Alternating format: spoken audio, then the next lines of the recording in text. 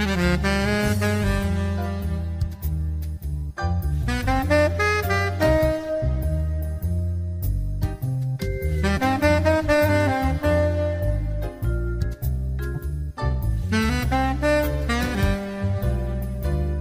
amis, chers auditeurs, bonjour. Monique Nakache à l'antenne pour Paris Culture et Spectacle. Aujourd'hui, nous poursuivons notre troisième émission pour Achever Sartre de Laurent Tuile-Tartour. En tout cas, il s'instruit. Il décide de plus être un ignorant de la chose juive, de la pensée juive, et il décide, comme il a su faire toute sa vie sur tout ce qu'il a étudié, de s'instruire et de devenir un expert. Et il va Et devenir un expert. il dit carrément, il parle pour la première fois de renaissance. Oui, Sartre m'a vu renaître. oui. Alors ça, il le dit Alors, C'est quand il est à Jérusalem. ce témoignage, c'est très rétroactif. Sur le Ah, moment, je pense qu'il n'aurait jamais formulé les choses comme ça, parce que lui-même était, comme tu as dit, il était en plein accouchement de lui-même, si je puis dire, par Sartre, hein, qui était, comme tu as dit, son Socrate. Hein, mais il était en train d'accoucher de lui-même. Hein, béni Pierre-Victor, il était en train de il n'est pas redevenir. encore béni en fait. Pour Voilà, et donc lequel c'est. il commence à devenir béni parce qu'il fait sa bar mitzvah. Et Ouais, Sartre organise un repas très dans tardive, un hein, restaurant kasher ouais, à Jérusalem avec exactement. Arlette et Elie Bengal. Il Ouais. y a des moments vraiment très très forts parce qu'on avance en même temps justement dans cette maïeutique. Et le plus fort dans l'affaire, c'est Sartre qui est d'une patience extraordinaire parce qu'il ne Ouais. précipite pas les événements. Chaque événement doit arriver et on le voit très très bien. C'est un joueur de Go. Ah oui, ah Tu oui, vois la passion, c'est pas joueur d'échecs parce qu'il n'y avait pas de guerre entre eux, au contraire, mais joueur de Go, c'est-à-dire que c'est tout à vraiment fait. son terrain, son territoire, il prenait son temps, il plaçait, il entourait Béni progressivement. C'est extraordinaire ce qu'a fait ça. C'est là Il qu'on le voit. téléguide, il le téléguide.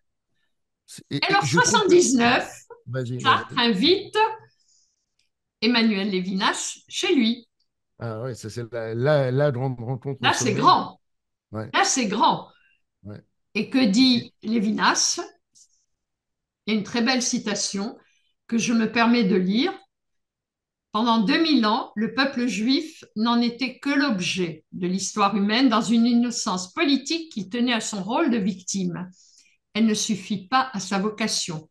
Depuis 1948, Renaissance d'Israël, le voilà entouré d'ennemis et toujours en question, mais aussi engagé dans les faits pour penser, pour faire et refaire un État où devra s'incarner la morale prophétique et l'idée de sa paix.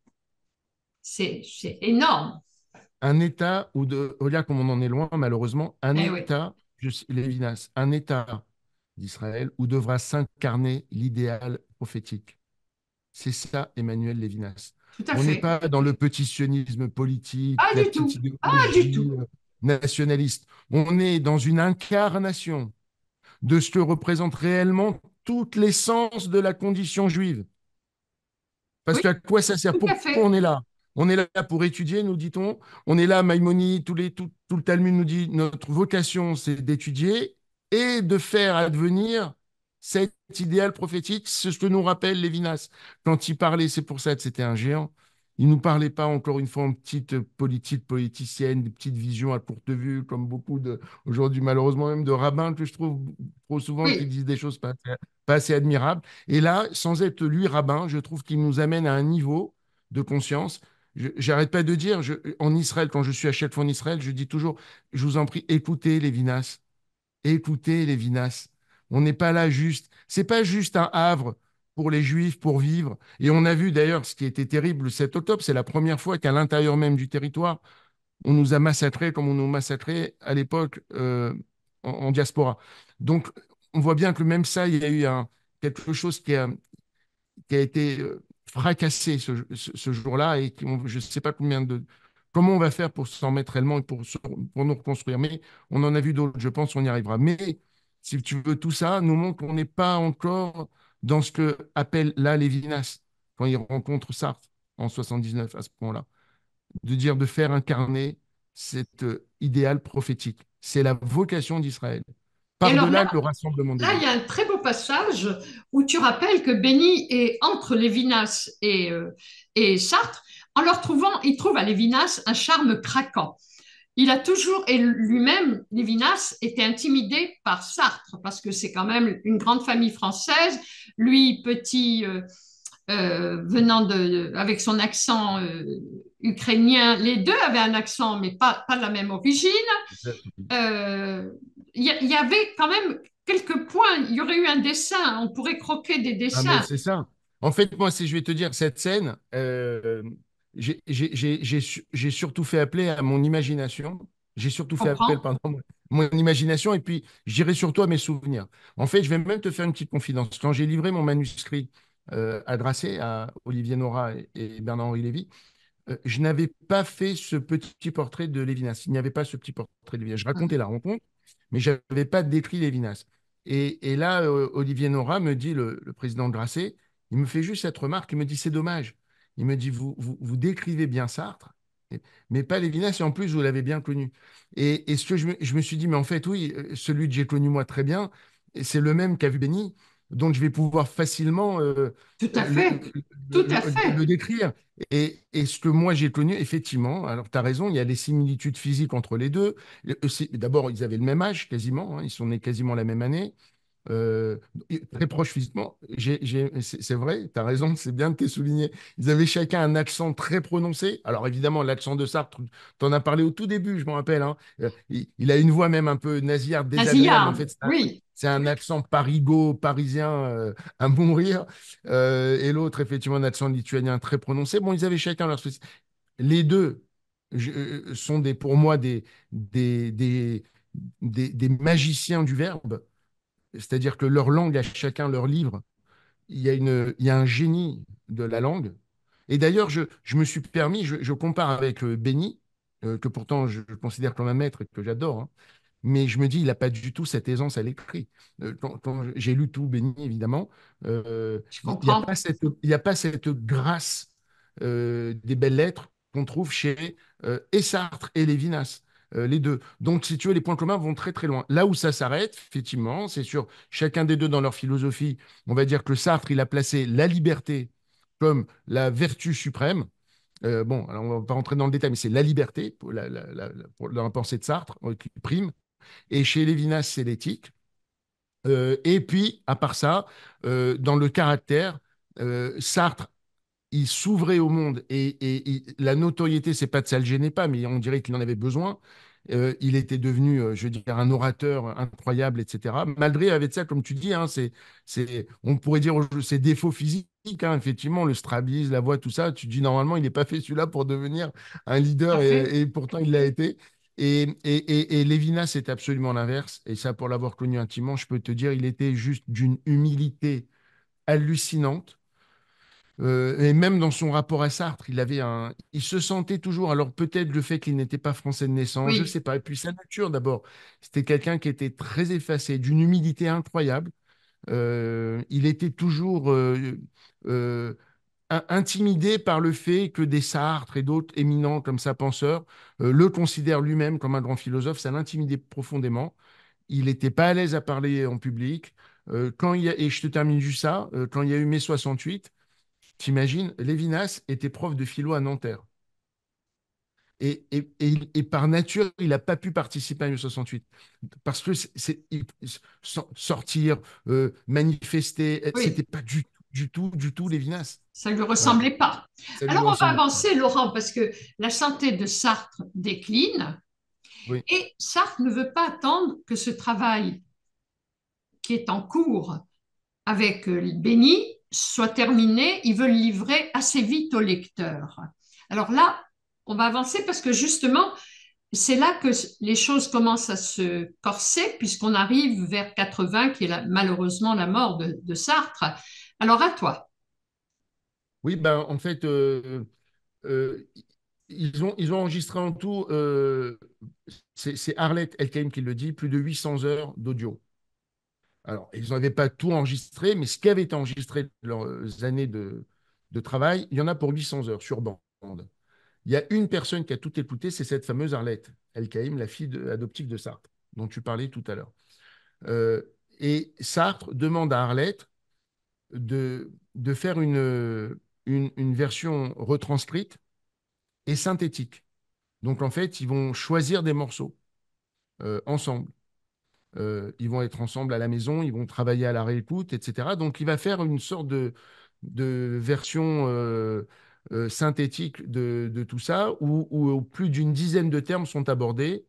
La violence, la révolution, et alors, le terme très surprenant pour tous les lecteurs, c'est le messianisme juif. Quand on connaît un peu Sartre, on dit pardon, Sartre qui est le pape de l'athéisme et qui fait tout un chapitre sur le messianisme juif. Alors, autant je suis révolté par le scandale injuste qui a été déclenché à l'époque, vraiment avec malveillance contre cette publication de Sartre, mais autant je comprends l'effet de surprise. Ça, c'est une évidence. Quand Bien on connaît sûr, ça, bien moi sûr. aussi, qui du coup, pendant toutes ces années, tout étudié Sartre, c'est juste stupéfiant. Mais ce qui est Mais inquiétant quand même, c'est que c'est toute la sartrerie. oui, oui, oui. Et, Ah oui, d'accord, tout le la monde pire, sait ça a l'idée. été Tous la les pire. proches de Sartre. Ouais. Voilà, la pire. Par contre, je voudrais quand même citer la phrase de Pierre Goldman que j'ai Ouais. retrouvée en Ah, parlant de vas-y. Béni Lévy. Il dit, Béni, c'est un talmudiste égaré dans la glose doctrinale des textes maoïstes. C'est très Exactement. beau. C'est C'est très très beau. beau. Et ça, c'est dans les mémoires d'un juif polonais, donc c'est dans ce mémoire qui était en lice pour le prix Goncourt à l'époque. Oui, C'est un très bon livre, avant qu'il se fasse exécuter. eh oui. Mais, mais oui, c'est vraiment. Et tu te rends compte, donc c'est ce que je dis, hein, il a vu venir. Il a bien perçu le caractère, si tu veux, la Ah, vraie c'est nature important. de Béni. Et moi, c'est ce qui m'a permis aussi, dans mon travail de réflexion, de me dire qu'il n'y a pas de raison que Pierre Goldman ait vu ça et pas Sartre. C'est pour ça que je dis que moi, ma théorie, c'est que dès leur première rencontre, Sartre a aussi perçu ça Il y a de en fortes Béni. chances. Il y a Alors une forte arrive chance. 80. Ouais, 80, parce que là, il faut absolument qu'on avance. d'accord. 80. Alors, il y a deux personnages qui entrent en liste. Il y a Raymond Aron, Ouais. dont tu vas parler, et il y a le Nouvel Obs. Alors, Oui, qu'est-ce qui se alors, passe avec l'un et avec l'autre? ouais, alors, alors peut-être, on va dire dans l'ordre chronologique, puisque Raymond Aron est intervenu Oui, en réaction au Nouvel Obs. On va commencer par le Nouvel Obs. Donc, une fois qu'il a fait ce travail de synthèse Sartre, et qu'en fait, il a réuni finalement 80 pages. hein, Ça fait 80 pages, donc tous les thèmes abordés avec Béni, on va dire, dans lequel il renouvelle complètement sa pensée Sartre, et il lui donne un titre qui est le titre le moins sartrien du monde, mais qu'est-ce qu'il est beau, il appelle ce texte L'espoir maintenant. Quand on connaît Sartre, on se dit ça ne sonne pas du tout comme du Sartre, de l'espoir maintenant, et pourtant c'est extraordinaire. Alors quand on sait qu'en plus l'espoir, il est question de messianisme juif et de pensée juive, quand on sait que l'espoir, évidemment, dans la pensée juive, bah, l'espoir c'est même en hébreu Hatilva, bien c'est sûr. même devenu le nom de l'hymne national, donc c'est vraiment un mot qui est central dans toute la pensée juive. Bref, il appelle ça l'espoir maintenant, et il dit, je ne veux pas le publier en livre, parce que je veux le publier très rapidement. D'ailleurs, il a publié quelques jours plus tard et il a dit, je vais le faire publier dans le plus grand hebdomadaire de gauche, qui s'appelle le Nouvel Obs. Et donc, il appelle à l'époque le patron du Nouvel Obs, Jean Daniel. c'est Jean Daniel. Voilà. Et alors là, ce qui est top, c'est que j'ai trouvé le témoignage de Jean Daniel. C'est-à-dire qu'il a laissé ses notes, ses carnets, Jean Daniel. Donc, tout ça, c'est la source, c'est Jean Daniel, hein.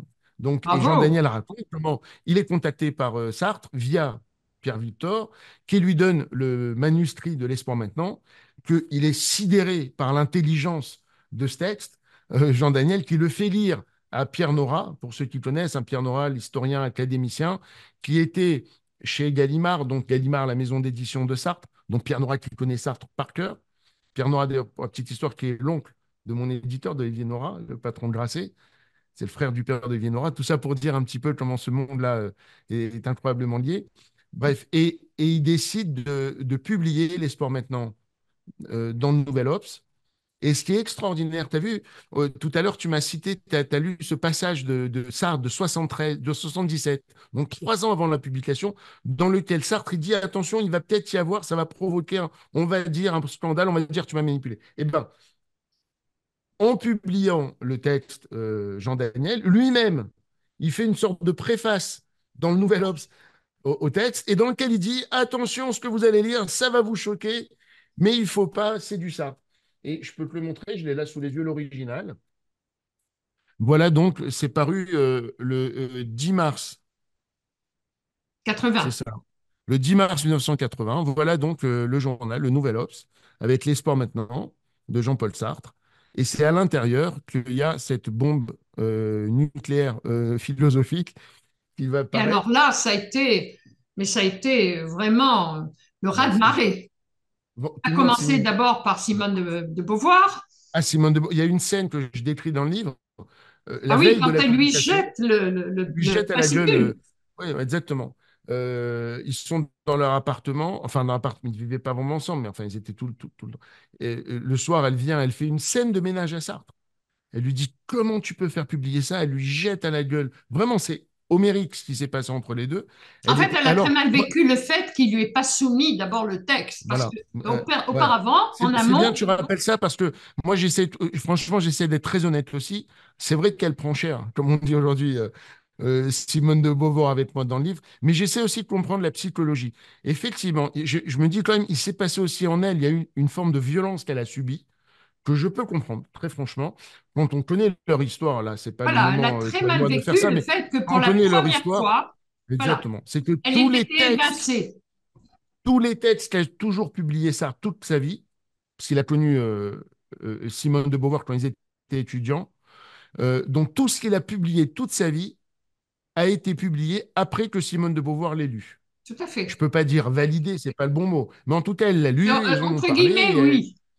Et alors, donc, toute la voilà. sartrie se soulève, enfin, Sauf, tout le monde sauf, lâche, sauf le nou- sauf, sauf l'espoir maintenant. Donc voilà. pour elle, ça a été, elle a senti comme une trahison personnelle. Non, mais c'est important, c'est pas pour l'amender, mais c'est pour comprendre quand même que voilà, il y a eu, ça a été pour, elle a vécu la chose très violemment. Ça n'excuse pas les, ben en fait, elle a plongé dans des, dans des relents C'était nauséabonds dans ce qu'elle nauséabond. a écrit. Elle a même vendu Vraiment, à la c'est, police, hein, au RG. il y a la, Ah, exactement, c'est hallucinant quand on connaît l'histoire. Et ça, je tiens la source, pareil, parce que tu penses bien, c'est pas Simone de voilà, Beauvoir tu qui peux l'a pas dit. annoncer ça si c'est pas Non, vérifié, hein. la source, c'est le directeur des RG. C'est sourcé, c'est écrit, c'est dans ses mémoires, et c'est lui qui annonce, qui nous apprend que Simone de Beauvoir a balancé Béni Lévy et Sartre au RG pour les faire écouter, surveiller. Enfin, c'est surréaliste. Son comportement était vraiment odieux, quoi. Et Raymond Aron, et je te termine, et Raymond Oui, Aron est intervenu, alors là aussi pour un peu resituer, Raymond Aron était le camarade de Normal Sup de Sartre, donc tu vois, ils étaient quand même très très jeunes, ils étaient amis, et pour donner encore un petit détail, pour voir, c'est Raymond Aron à l'époque qui parle à Sartre d'un jeune Lévinas qui vient d'écrire un livre sur la phénoménologie de Husserl en français. Et c'est parce que Raymond Aron parle de Lévinas à Sartre que Sartre va tout de suite aller acheter le livre que lui a recommandé son ami Raymond Aron, publié par ça, par Lévinas, qui est en fait la thèse doctorale de philosophie de Lévinas. Et c'est donc pour te dire le lien. Ils étaient très proches. Mais ils se sont brouillés pendant plus de 40 ans. Après ça, sur leurs engagements politiques respectifs, Sartre et Aron, ça a été très violent entre eux. Ils se sont plus adressés la parole pendant 40 ans. Et quand est mort Sartre, Bernard Pivot, qui nous a quittés il n'y a pas longtemps, qui avait une émission extraordinaire tous les vendredis, apostrophe, il avait réuni sur le plateau 2 jours après la mort de Sartre, il réunit sur le plateau d'apostrophe. La scène est juste euh, historique. Réellement, je ne déconne pas, parce que c'est la première fois qu'on voit à la télé Béni Lévy. Béni Lévy, à ce moment-là, a 35 ans, il est en deuil de son ami euh, Sartre qui vient de mourir il y a 2 jours. C'est la première fois qu'on le voit. La première fois que le public français voit qui est ce jeune Béni Lévy à la télé. Et face à Béni Lévy, il a mis Raymond Aron. Et ce qui est dingue, alors que Raymond Aron était donc, on a dit, même s'ils étaient amis il y a 40 ans plus tôt, mais il était le némésis de Sartre, l'opposant politique de Sartre, idéologique de Sartre, eh bien, Raymond Aron va démonter Béni Lévy en direct. Il va le traiter de faussaire. Il va dire que les sports maintenant, si Sartre parle de messianisme juif, c'est que c'est pas possible, c'est pas Sartre, c'est que c'est Béni qui l'a manipulé, c'est peut-être même que c'est lui qui a inventé les mots. Enfin, incroyable. Et il le descend. Je dois dire que Béni s'est admirablement bien défendu. J'ai adoré. Il a été d'abord très surpris. Il faut voir la scène, elle est incroyable. Il a été d'abord vraiment. Il ne s'attendait pas à cette attaque en direct à la télé. et il s'est admirablement bien défendu, mais enfin, c'était quand même Raymond Aron face à lui. Et, Donc oui, il a aussi été et odieux. Bernard Pivot a de la sympathie pour Béni Lévy. Il ne peut pas décemment le défendre sur le plateau, mais pour avoir assisté à cette soirée, on suspecte. Il a de la sympathie, oui, je suis d'accord, mais on le comprend très très bien, même dans sa façon de présenter au début de l'émission Béni et sa façon de lui parler, on voit très bien. En fait, pourquoi cette sympathie, c'est quoi? C'est que il est, moi je pense qu'il est admiratif, même Pivot, on le sent, ça se voit dans le regard, la façon de parler. Tu sais, il y a des signes même physiques hein, quand Oui. on parle, et on sent qu'il se dit, mais ce jeune homme que j'ai face à moi, c'est quand même un jeune homme dont Sartre a fait son égal intellectuel, dont Sartre a fait son interlocuteur ils ont écrit ensemble un texte. Donc il était fasciné en fait, voilà, c'est surtout ça. Il était fasciné par ce jeune Béni Lévy, mais on sent bien qu'il ne prend pas parti, il ne tranche pas. Il ne dit pas, il ne vient pas défendre Béni face à Aaron, il ne dit pas non, c'est pas. Il laisse un peu faire, mais effectivement, il y avait une fascination, comme tous ceux qui rencontraient. De Et toute en façon, fait, on Béni était apprend que fasciné. Béni met un quart de siècle à répondre à Beauvoir dans un livre, La cérémonie de la naissance, chez Verdier, qui est une maison d'édition Oui, oui, qu'il a créée, qu'il a fondée. oui. Hein. Mais celle qui l'eslocade pour Simone de Beauvoir vient surtout d'Arlette, Arrête. qui, dans une lettre magistrale, où elle termine en lui disant, mais est-ce que vous étiez où? Vous lui avez fait la lecture, vous, à Sartre? Vous vous êtes occupé de Sartre? Vous étiez là quand il est mort? Parce que Sartre est mort en donnant la main à Arlette. Il y avait qu'Arlette de présente. Oui, alors là, c'est Béni, carrément pour sa mort. Mais tout même à pendant fait. toutes ces années où il était déjà, il avait Mais la bien cécité, sûr, il ne plus du tout, c'était pas Simone de Beauvoir qui allait faire la lecture pas tous les du jours. tout. Pas C'est ce du qu'elle lui tout. reproche. Voilà. En Et fait, parce ça, que c'est très fort, en fait. c'est une lettre. Alors, ça a été une lettre ouverte publiée dans Libération par Arlette, une semaine après la publication, on est en 1981, donc un an après la mort de Sartre et après la publication de L'Espoir maintenant. Simone de Beauvoir, elle a écrit un livre qui s'appelle La cérémonie de la naissance, la cérémonie des adieux. Et déjà Dieu. Et c'est pour ça que c'est Béni Lévy plus tard qui répond à ce livre en l'intitulant très joliment La cérémonie de la naissance. Et dans cette cérémonie des adieux de Simone de Beauvoir, alors bien sûr, c'est là qu'elle est odieuse avec Béni. Il y a même, franchement, il y a des poncifs anti-juifs clairs et nets. Hein, je veux dire, ça, c'est... Et elle est même odieuse avec Sartre. Et elle est aussi odieuse avec Arlette. Et donc, en fait, Arlette, elle qui était de nature très discrète et très humble, elle n'a pas pu se retenir. Elle a dit, il faut Ah là, elle absolument s'est que je... lâchée. Ah là, Elle elle s'est s'est lâchée, lâchée. elle a voulu et défendre son honneur, puisqu'elle a été quand même interpellée dans le livre de Simone de Beauvoir, et défendre l'honneur de Jean-Paul Sartre, évidemment. Et ce qu'elle a fait admirablement. D'ailleurs, je retranscris vraiment l'essentiel de cette lettre dans le livre, parce que tout ça n'est disponible nulle part. Hein. Moi, ce sont mes archives de recherche, mes travaux de recherche. C'est disponible, c'est pas en ligne, c'est vraiment très. Tout ça, moi, je travaille sur des pièces originales et c'est très compliqué d'avoir accès. C'est pour ça que j'ai la chance que l'éditeur a accepté qu'on mette des passages très importants dans le livre. Comme ça, au moins, vraiment, on peut avoir toute la quintessence des propos qui Et étaient alors, utilisés à l'époque. tu as fait allusion au carnet de Jean Daniel, et en effet, Oui. il y a un dialogue dans le carnet où Jean Daniel prouve que Sartre avait toute sa tête, je vais le rappeler. Jean Daniel, qui est convoqué par Sartre pour la publication de ses Convoqué entretiens, par téléphone. Hein. par Convoqué téléphone, par oui, oui. téléphone. Il lui dit, vous avez le texte près de vous? Et Sartre, je l'ai en tête. Et en effet, dit Jean En plus, Daniel, il le il connaissait pouvait plus par lire. Hein. cœur. Oui, oui. C'est important de préciser, il était plus en capacité de lire. Donc, c'est Oui, oui, important. oui, Donc, tout quand il à dit qu'il est fait, en tête, absolument. Donc, c'est il même encore plus apprenait. incroyable. Ça, c'est impeccable. En fait, à l'appui de tout ça, donc on démontre que Sartre n'était pas du tout sénile, qu'il n'était pas, parce qu'on l'a même accusé par Simone de Beauvoir d'être sous influence juive, Oh Dieu. d'accord?